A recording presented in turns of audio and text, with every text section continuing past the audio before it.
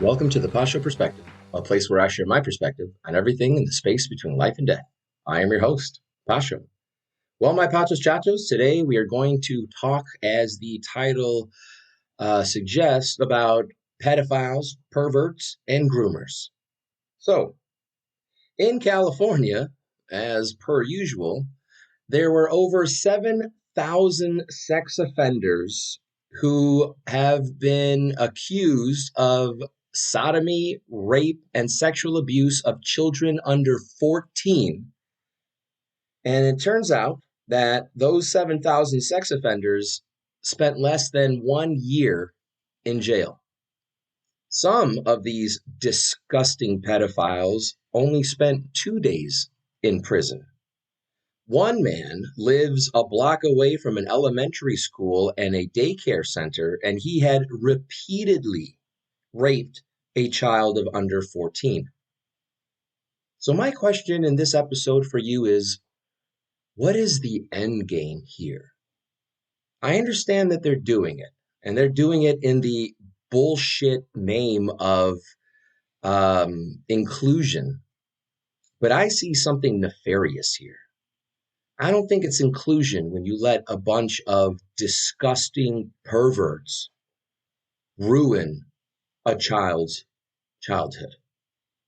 As our Father said as he walked this earth, it is better to put a millstone around your neck and jump into the water than to hurt and deceive children. And I think, honestly, that's what should happen.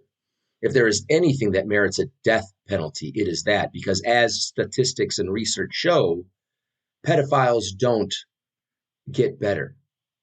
They don't rehabilitate to go back into society. If anything, when you put them back into society, they are almost always repeat offenders.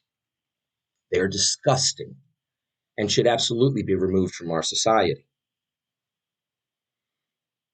You also have to think about earlier in the year when Ron DeSantis had a bill giving parents the right to decide the type of education that their children are going to get.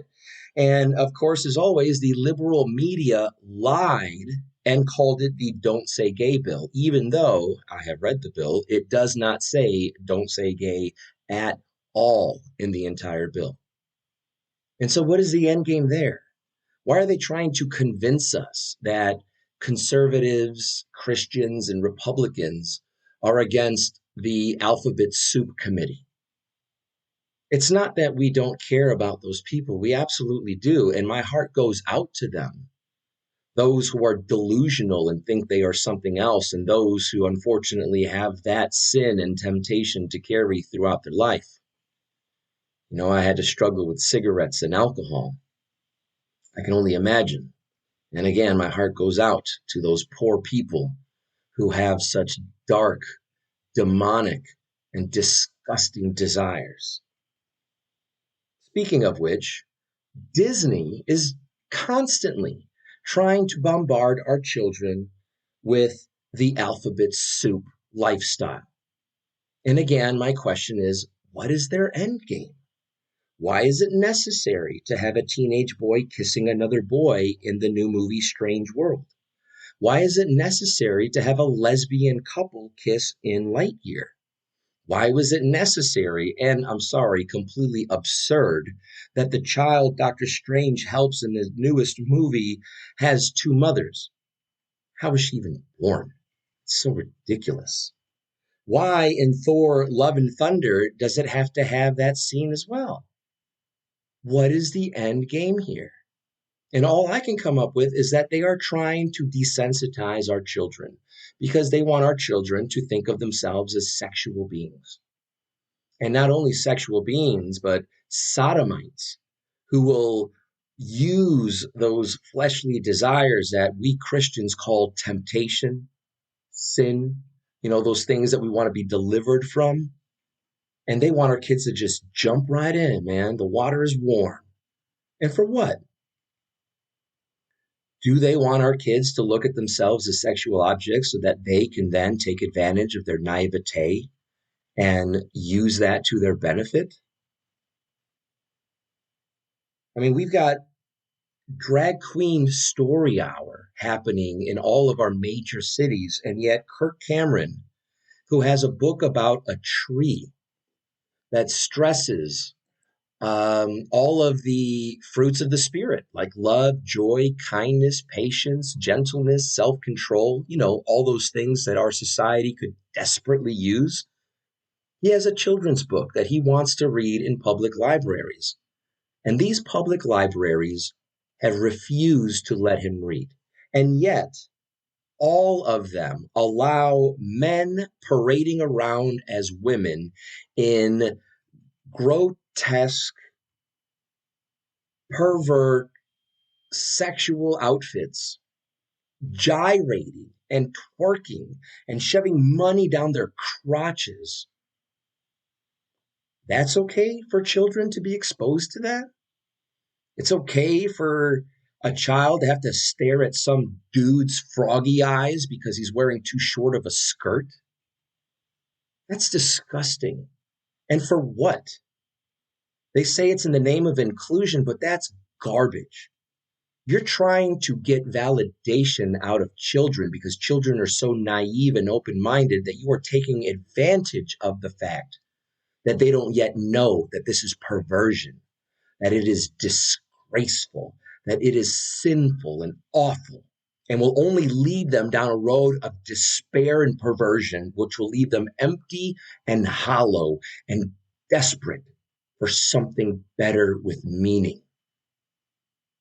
You've got ridiculous Democrat jackasses like Katie Porter out of California, of course, arguing that we should no longer, as a society, use terms like groomers, pedophiles, and perverts because it, as she says, it would brand those individuals as criminals because of sexual orientation and gender identity. To which I say, okay, and you are a criminal if you're taking advantage of little children, especially sexual advantage over them. And if you're trying to groom them into being okay with your despotism, then I'm okay with that. You are dirtbags and don't deserve any empathy or sympathy. If anything, you need to be locked in a cage, the key thrown away, and never allowed back into society. We don't need that. You will not rehabilitate or make anything in the society better. My children do not exist for your desires and pleasure. My children will have a full life away from your perversions, and they will know about you. And because we are Christian, they will try their darndest, as I do every day, to try and love you.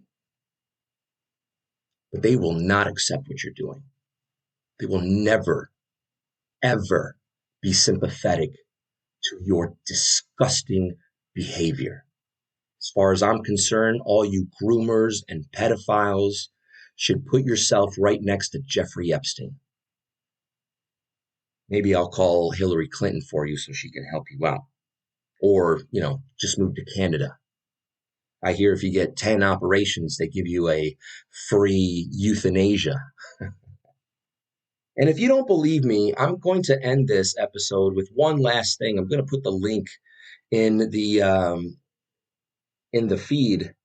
But a little while ago, I remember, maybe 1 or 2 years ago, some gay choir came out with a song called "We'll Convert Your Children." And it gives the whole game away. You can pretend that there was no slippery slope, but there was. When you change the definition of marriage, when you simply state that love is love, which is garbage because love is not love without God, because God is love. And I'm sorry, but the Alphabet Soup Committee has turned its back on God. That is not what God calls for. You, like the devil, are fallen, and you are moving further away from your Father and your purpose and your peace and inevitably your true happiness that you will have in life. Stop trying to push this crap on our children. They don't need it, and trust me, they don't want it. Because the statistics of suicide, of drug abuse, of depression, and loneliness, who the hell would want to be part of that voluntarily? But you look at Christians who are married and the happiness and satisfaction in the bedroom and out are superlative. So that's what I want to leave you with. I want you to think about it like I have been thinking about what is the end game here? Why do third graders need to be sexualized?